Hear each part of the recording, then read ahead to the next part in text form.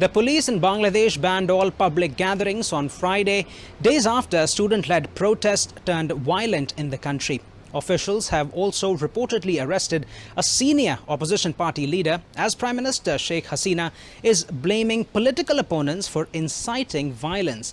Now, students have been protesting for weeks against quotas in government jobs, a policy that reserves about 30% of all government jobs for family members of those who participated in Bangladesh's freedom struggle against Pakistan in 1971 is at the center of this controversy. Hasina's Awami League party calls itself the sole inheritor of the freedom movement's legacy, and students say this is why the quotas actually benefit Hasina's supporters, while denying many meritorious students a fair shot at jobs.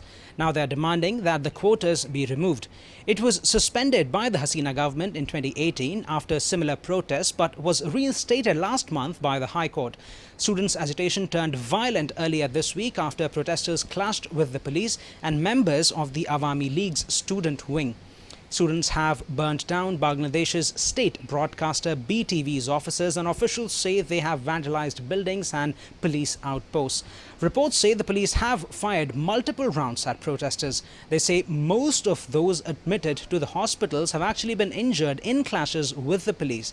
Since Thursday, officials have suspended mobile internet, with some residents claiming that phone calls are also not going through.